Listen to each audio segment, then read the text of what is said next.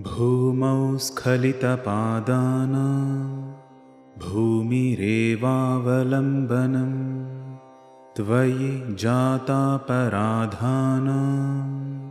त्वमेव शरणं शिवे. To those who slip and fall on the ground itself offers support.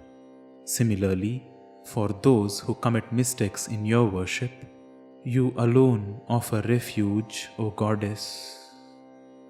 Gatairmaணிக்யத்வம் गगनमणिभिः सान्द्रघटितं किरीटं ते हैमं हिमगिरिसुते कीर्तयति यः. सनीडे यच्छायाच्छूरणशबलं चन्द्रशकलं धनुःशौनासीरं किमिति न निबध्नाति धिषणा. O daughter of the snowy mountain, whoever describes your golden crown set densely with the 12 suns made into jewels, will such a person not be of the impression that the crescent moon on your head, reflecting various colors from the hem of your golden crown, is verily Lord Indra's bow itself? Dhunotu dhvantam naha tulitadalitendiwaravanam ghanasnigdhashlakshnam चिकुरनिकुरुम्बं तव शिवे. यदीयं सौरभ्यं सहजमुपलब्धुं सुमनसो वसन्त्यस्मिन् मन्ये वलमथनवाटी विटपिना. O auspicious goddess, may your tresses of hair, resembling a forest of full-blown blue lotuses, thick, soft and oiled, remove the darkness of ignorance. I presume that the heavenly flowers of Indra's garden have taken a place in your hair to imbibe a little of their natural fragrance. Tanutu kshemam naha tava vadana saundarya lahari परिवाहस्रोता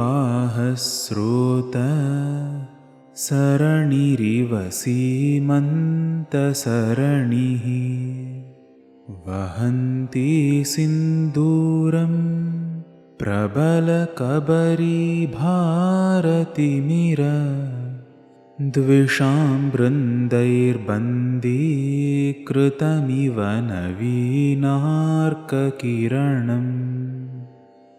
O goddess, the partition of hair on your head, which looks like the path of a flowing stream that carries the waves of beauty emanating from your face, which, being smeared by sindura, appears like the penetrating beam of early morning sunlight, being bound on both sides by its enemy, the pitch darkness of the night, caused by your thick, dark locks of hair, cover us with well-being.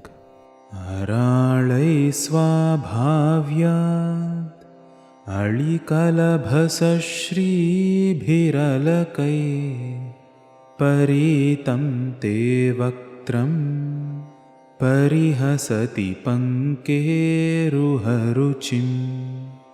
दरस्मेरे यस्मिन् दशनरुचिकिञ्जल्करुचिरे सुगन्धौ माद्यन्ति स्मरदहनचक्षुर्मधुलिहः.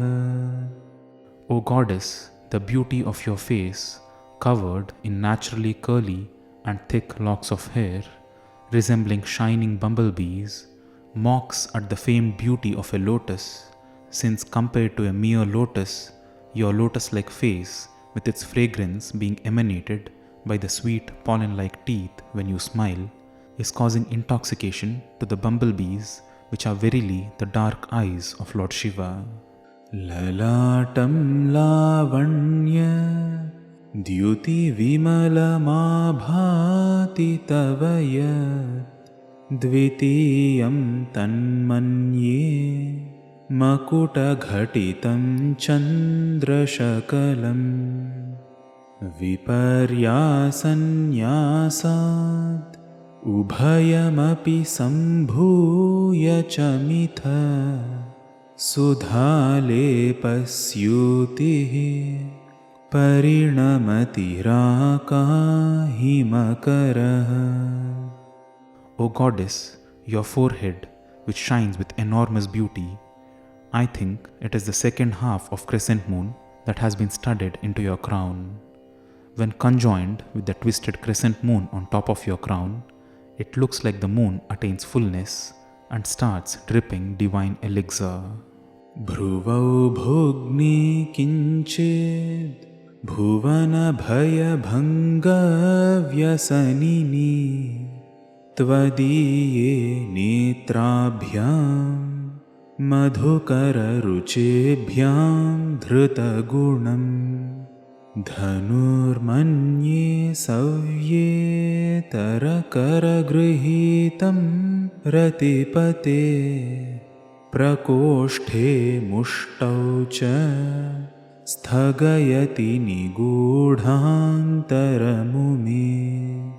O goddess Uma, whose eyebrows are slightly curved as you are ever immersed in destroying the fears of existence, your curved eyebrows along with your thick bumblebee-like eyelashes which form a string, seem like an outstretched bow held in an enclosed grip by the left hand of the Lord of Love, Manmatha himself.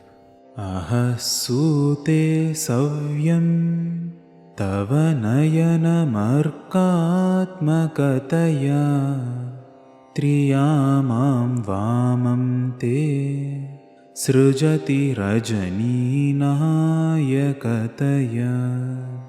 तृतीया ते दृष्टिः दरदलितहेमाम्बुजरुचे समाधत्ते सन्ध्यां दिवसनिशयोरन्तरचरीम्.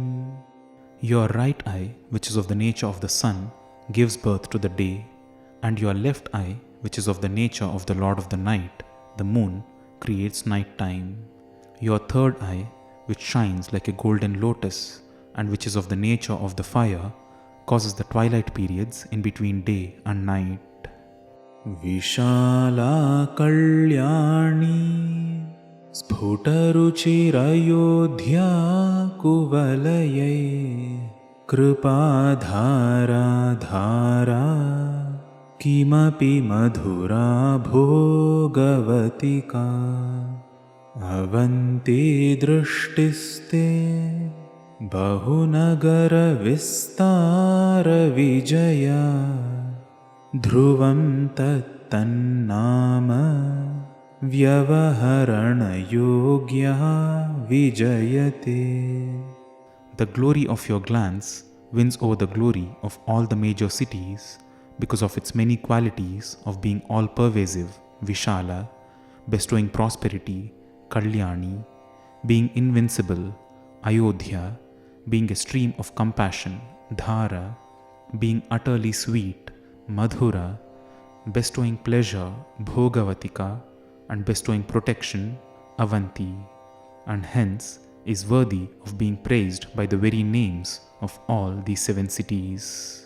Kavinam sandarbha stabakamakarandaikarasikam kataksha vyakshepa भ्रमरकलभौ कर्णयुगलम् अमुञ्चन्तौ दृष्ट्वा तव नवरसास्वादतरलौ असूयासंसर्गात् अळिकनयनं किञ्चिदरुणम्. Your 2 honeybee-like eyes are covering the span between your ears, ever eager in relishing the honeyed praises of your poet devotees that enter your ears. Looking at these 2 eyes, immersed in this joy of the 9 rasas, your third eye seems to have turned slightly red out of jealousy,